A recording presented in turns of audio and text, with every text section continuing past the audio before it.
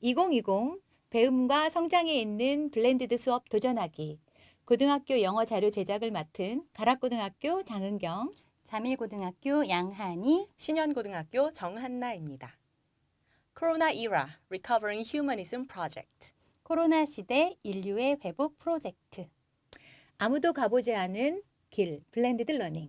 그 낯설고 두렵지만 새로운 시도로 설레이는 수업 여행에 여러분들을 초대합니다. 자, 블렌디드 러닝이란 무엇일까요? 테크놀로지 유스?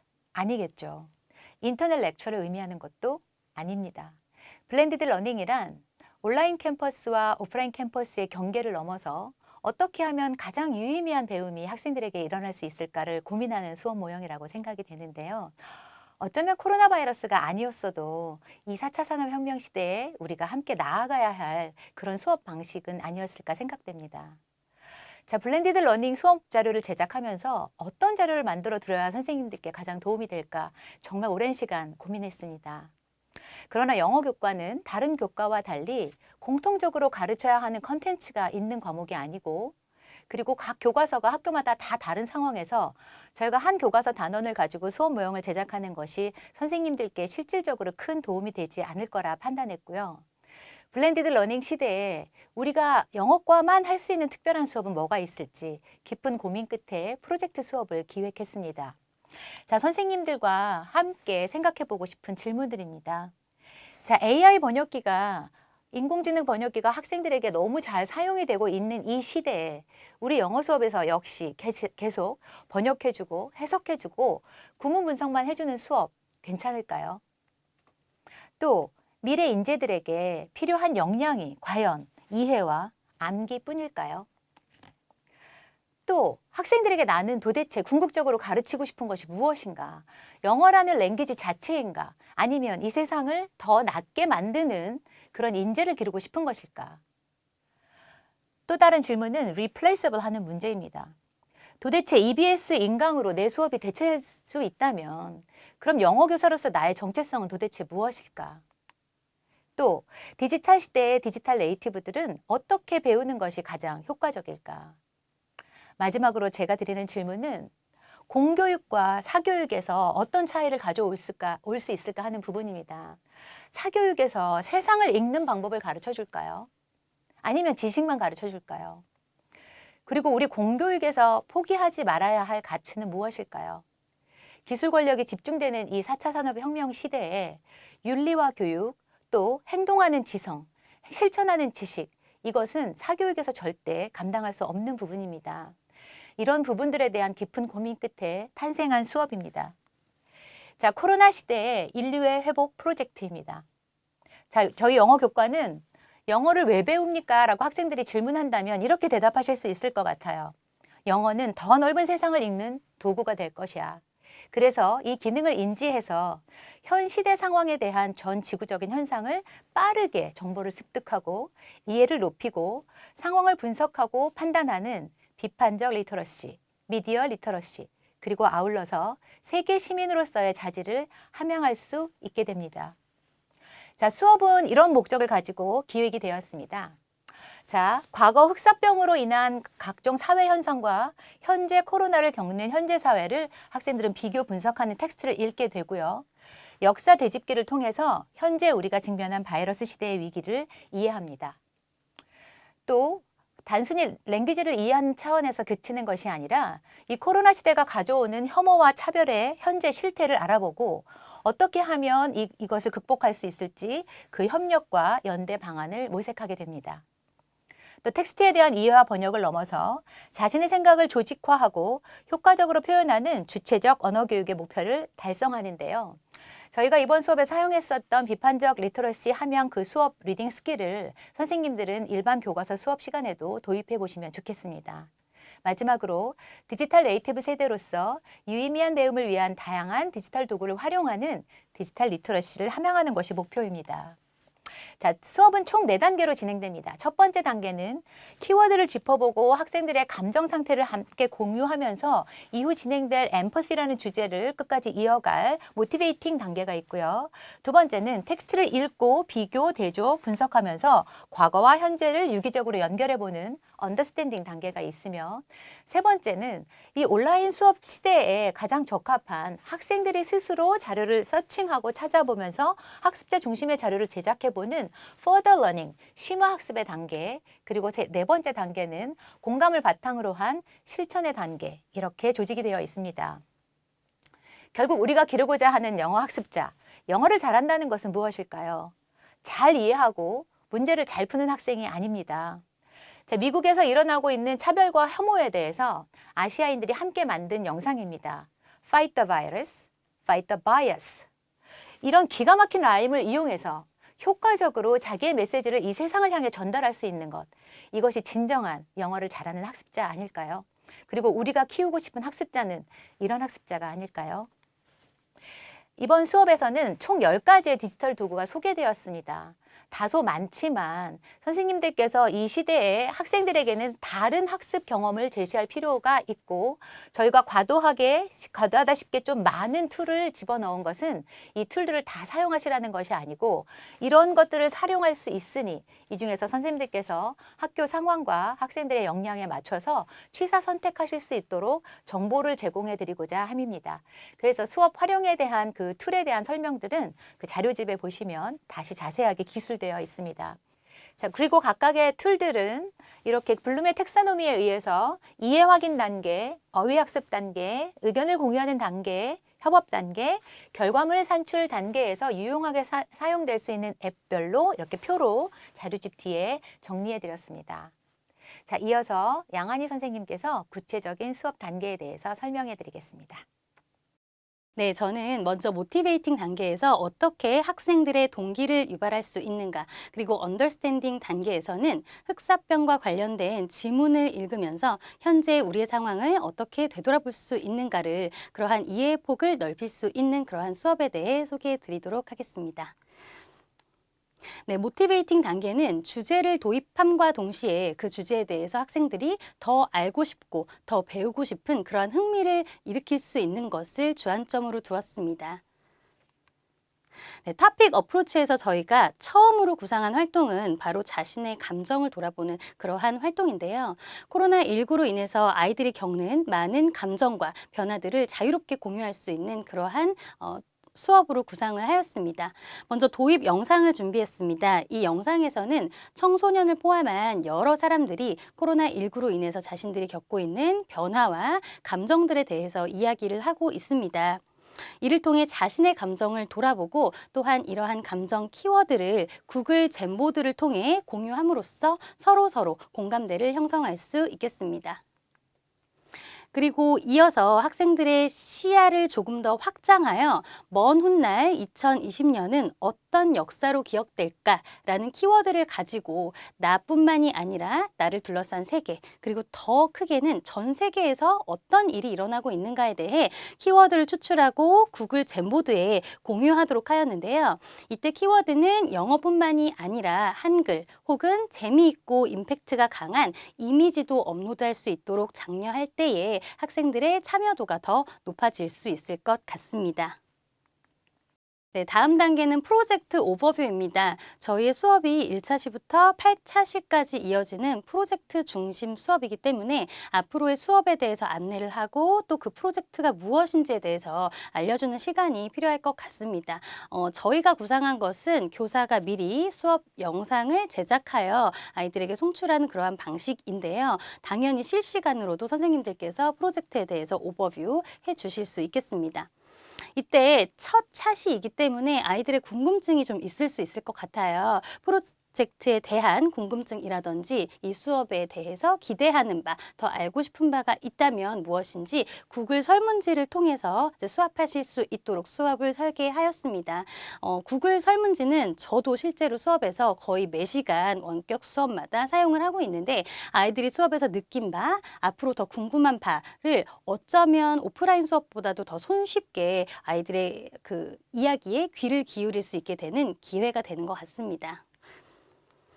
네, 그리고 두 번째 언더스탠딩 단계에서는요, 본격적으로 리딩을 하면서 이제 코로나19와 그리고 흑사병에 대한 연결고리를 확인하고 또 이해를 넓히는 그러한 시간입니다. 네, Pandemic Past and Present. 먼저 흑사병에 대한 지문을 그냥 제시하기에 앞서 Prediction이라는 활동을 구상하였습니다. 흑사병 지문을 먼저 제시한다면 아이들이 좀 많은 장벽을 느낄 수 있을 것 같아요. 그래서 아주 중요한 흑사병이라는 단서만을 제외한 그런 지문, 예를 들면 Plague나 The Black Death와 같은 단어를 제외한 나머지 지문을 아이들에게 먼저 읽게 하고 이 글의 소재가 무엇인지를 예측하도록 해봅니다. 아이들이 코로나19요라고 답할 수 있을 정도로 그 두 전염병 간에 유사점이 아주 많더라고요. 그래서 아이들이 코로나19와 흑사병이 이렇게 닮은 점이 많구나 라는 흥미를 가지고 지문에 접근할 수 있도록 저희가 이 활동을 구상을 하였고요. 네, 이어지는 활동은 스키마 액티베이션입니다. 흑사병에 대해서 이미 아이들이 알고 있는 정보 혹은 검색할 수 있는 정보를 통해서 벤 다이어그램을 한번 완성해 보도록 하고자 해요. 저희가 활용한 웹툴은 바로 구글 젠보드입니다. 1차 시에서는 구글 젠보드를 포스트잇 활동을 주로 하였다면 여기에서는 미리 선생님께서 벤 다이어그램을 그려주시고 아이들은 여러 소스를 통해서 얻은 정보를 가지고 벤 다이어그램을 완성할 수 있도록 해주시면 되겠습니다. 자, 그리고 지문을 읽기 전에 일단 보캐블러리 학습이 필요하겠죠. 저희는 미리 준비된 단어장을 줄 수도 있겠지만 아이들이 직접 자신들만의 온라인 딕셔너리를 만들어보는 활동을 구상을 하였습니다. 모든 별로 지문을 읽어가다가 모르는 단어가 나오면 그것의 의미를 찾아서 동시에 구글 스프레드 시트에 접속을 하고요. 네, 그것을 바탕으로 만들어진 그러한 단어장, 그들만의 Our Pandemic Dictionary를 복사해서 클래스 카드에 붙여넣기 한 다음 선생님들께서 하나의 어휘 세트를 만들어 주신다면 아이들이 그 이후에 계속적으로 반복 학습할 수 있을 것입니다. 네, 그리고 마지막으로 랩법 시간입니다. 여러 가지 랩법 방법이 있겠지만 저는 아이들에게 이런 질문을 한번 해볼 수 있을 것 같아요. What can we learn from the past? 우리가 과거의 흑사병에 대해서 배우면서 과연 얻을 수 있는 교훈은 무엇일까? 우리가 이 수업을 하는 어떤 이유와 방향에 대해서 아이들에게 좀 상기시켜 줄 수 있는 시간이 될 수 있을 것 같습니다. 네, 3차 시 드디어 아이들이 등교를 했습니다. 1, 2차 시를 원격으로 진행했기 때문에 리뷰하는 시간이 조금 필요할 것 같고요. 그리고 우리가 2차 시에서 보캐블러리 딕셔너리를 이미 만들어 놓았죠. 클래스 카드에 다시 한번 접속을 해서 아이들이 퀴즈 배틀에 재밌게 참여함으로써 지문 학습에 대해 준비할 수 있도록 하면 좋을 것 같고요. 네, 세 번째 본격적인 리딩 단계입니다. 이 지문은 흑사병 당시, 발발 당시 사람들이 다양하게 어떻게 반응하고 대처하였는가에 대한 글이에요. 그래서 이 글의 출처와 또 상세한 내용은 저희 자료집에 실려 있으니 참고하시면 될 것 같고요. 아이들이 이 글을 읽으면서 사람들의 다양한 반응과 대처 방법을 이해하고 그리고 그것을 비슷한 정보끼리 묶어서 분류하는 카테고라이즈 활동으로 그 이해를 확인하실 수가 있겠습니다. 저희는 등교 수업이기 때문에 이것을 포스트잇을 가지고 칠판에 정보를 붙이고 그리고 분류하는 것으로 구상을 하였는데 온라인 툴을 활용하신다면 패들릿과 같은 혹은 구글 젠보드와 같은 툴 활용이 가능하시겠습니다. 네, 마지막으로는 Comprehension Checkup Question을 카훗이라는 그 퀴즈 온라인 툴을 통해서 확인하는 것으로 그렇게 마무리를 하시면 되겠습니다. 네, 다음 3단계 그리고 4단계 수업에 대해서는 신영고등학교 정한나 선생님께서 말씀해 주시겠습니다. 3단계 Further Learning과 4단계의 Empathy and Action 부분을 설명해 드리도록 하겠습니다. 1단계의 주제 도입 활동에서 학생들은 프로젝트의 취지에 대해서 충분히 이해했고 2차 시와 또 3차 시 2단계의 활동에서 학생들은 과거의 전염병과 현재의 전염병에 대해서 비교 분석하는 활동을 했습니다. 이것을 바탕으로 이제 3단계의 배움을 삶으로 연결하는 과정을 들어가게 됩니다. 4차 시 등교 수업에서는 그룹핑과 토픽 셀렉션이 이루어집니다.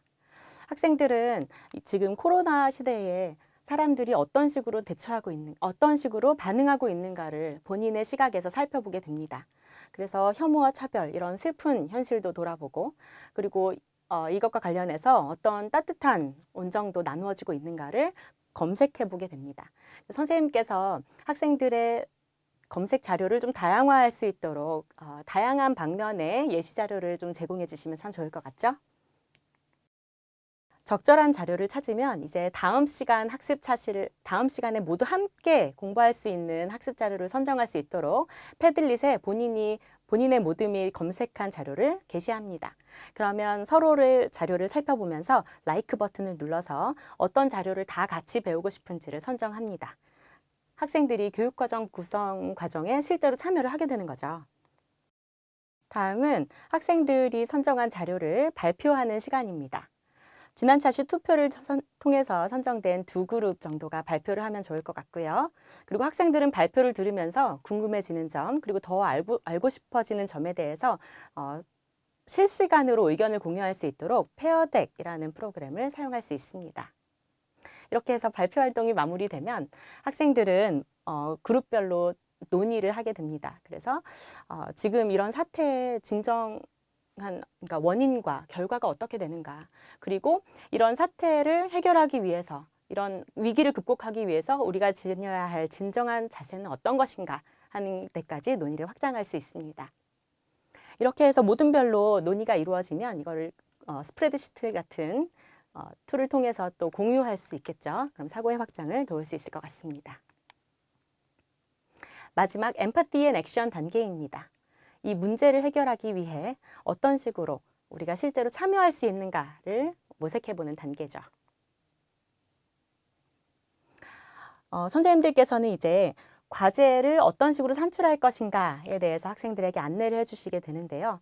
무조건 영상을 찍자, 아니면 그림을 그리자, 이렇게 그러니까 일방적으로 말씀해 주시는 것보다는 학생들에게 영상을 찍어도 되고, 아니면 영어가 좀 어렵거나 그림 같은 걸 그리는 걸 좋아하는 학생들은 동화책을 제작해도 되고, 웹 포스터 같은 것을 제작해도 된다 하고 선택권을 부여하시면 학생들이 훨씬 신나서 참여할 수 있게 되겠죠.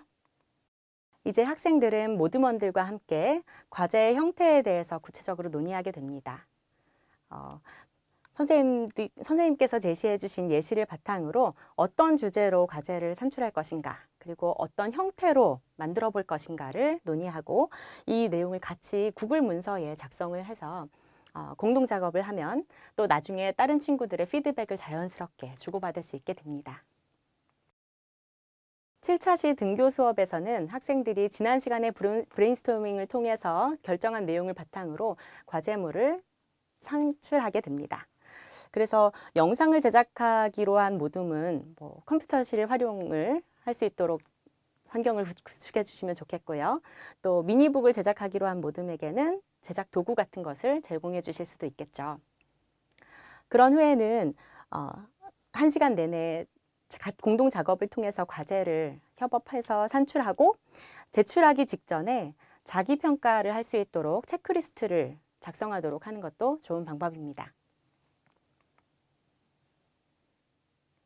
이제 마지막 단계에서는 학생들이 서로의 산출물을 발표하고 나누는 단계를 가집니다. 학생들이 교실에서만 발표하고 마치는 것이 아니라 이 산출물을 SNS에 올림으로써 세상과 직접 소통하는 계기를 마련해 주는 것도 참 좋을 것 같습니다. 그리고 마지막에는 8차시에 걸쳐서 학습한 내용에서 가장 기억해야 될 점, 가장 중점적으로 마음에 남는 내용을 멘티미터 프로그램을 통해서 워드 클라우드로 작성할 수도 있습니다. 그리고 마지막으로는 유발 하라리의 코로나 시대 이후의 세계에 대한 이 글에서 마지막 단락을 함께 읽으면서 이 배웠던 내용을 마음으로 깊이 되새기는 시간을 가져도 참 좋을 것 같습니다. 그리고 마무리해 주시면 되겠죠? 이것으로 코로나 시대 인류의 회복 프로젝트의 전 차시에 대한 설명을 마치도록 하겠습니다. Read the word? No. Read the world and express yourself. 세상을 읽고 자신을 표현하는 영어 수업. 선생님들도 함께 동참해 주시지 않으시겠어요? 감사합니다.